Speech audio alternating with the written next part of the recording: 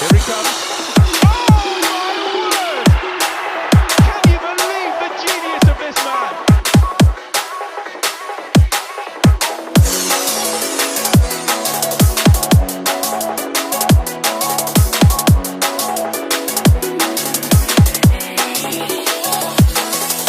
What's up guys, Matt from the Football Boots team, and today, thanks to the King of Knuckleball's power and precision, he's going to be teaching you and me how to master the knuckleball free kick made famous by CR7. Can his tips help us out? Let's find out. So the knuckleball free kick is one of the most advanced techniques when it comes to shooting, and if performed correctly it can have serious swerve and movement, making it a nightmare for goalkeepers. Gareth Bale, Cristiano Ronaldo and many other professionals have mastered the technique, but what makes it so special? Well, the knuckle or dead ball effect is achieved by getting as little spin on the ball as possible, and by doing this disables the aerodynamics being able to flow past the ball in an even way, which causes the unpredictable movement we so often see. So, to learn the knuckleball free kick, there's going to be three main factors that you need to consider to achieve the perfect strike. Step 1. What part of the foot should I use?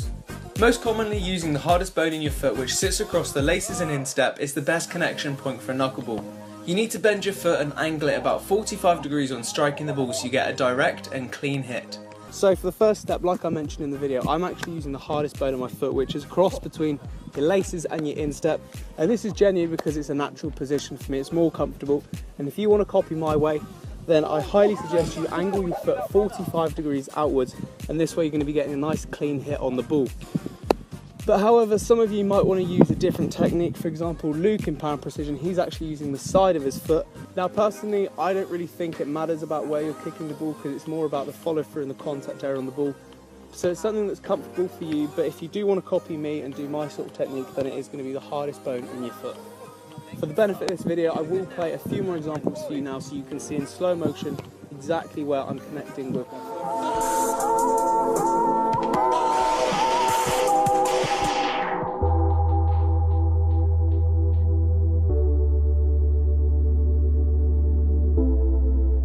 Step 2.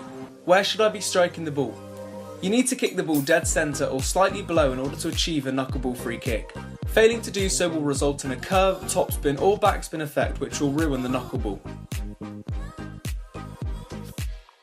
For beginners, I suggest using the valve or a logo on the ball to mark this area out.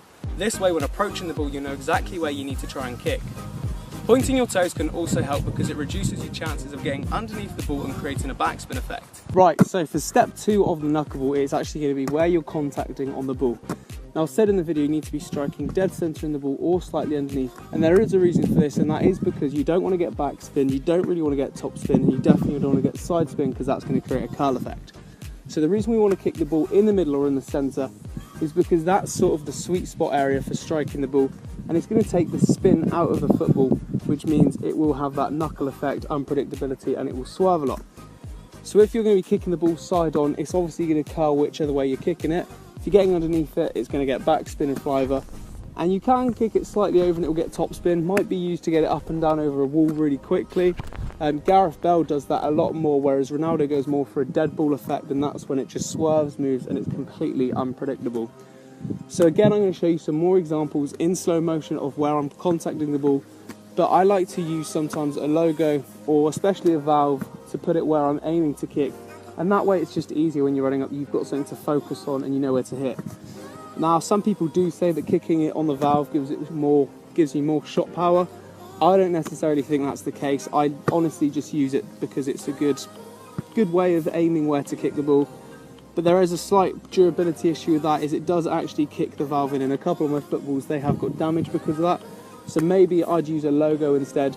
But overall, it doesn't matter what part of the ball you're kicking, just as long as you're kicking in the centre. Step 3. Finally, and most importantly, is the follow through.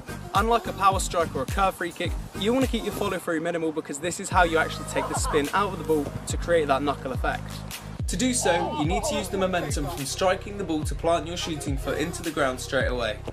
I tend to bring my foot across my body before planting it, which is more comfortable and natural for me. I imagine it being like a quick punch of the ball, and if you follow these 3 steps correctly, you should end up with a solid knuckleball technique. So I'm going to show you some more examples in slow motion from different angles, and honestly this step is the most important because this is what takes the spin out of the ball as well as kicking it in the right place.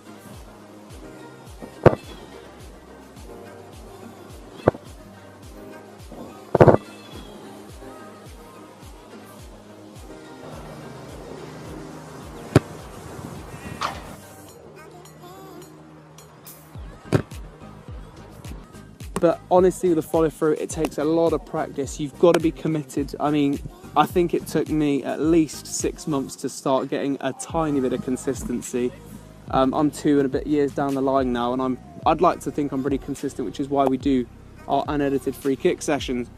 So honestly, the main thing you can do is just practice. You've got to be consistent. You've got to be committed to trying. And it can be quite difficult, especially if you're used to curving the ball or just shooting normally. It's really, really hard to get used to, but trust me, once you do, it's a lot easier and it will get better from there. But now it's time for the challenge. And we've got 5 of the best knuckleballers in the world going head to head. And once you've seen all of them, you guys get to vote who you think's the winner by voting in the poll card.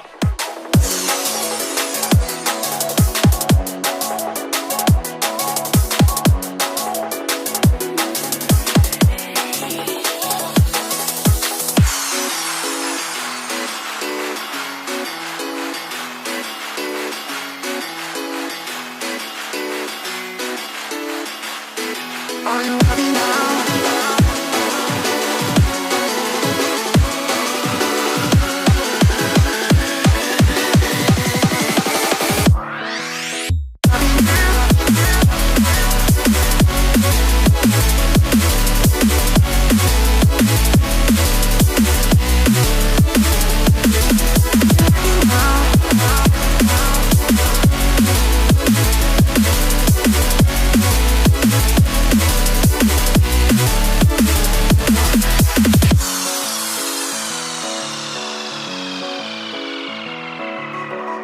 So guys, there it is, Power and Precision's tips and tricks to improve your knuckleball technique. In the poll card, what we want to know is, do you prefer the knuckleball technique or the old school whippage? Vote in the poll card now, but that's it guys, thanks for watching, cheers.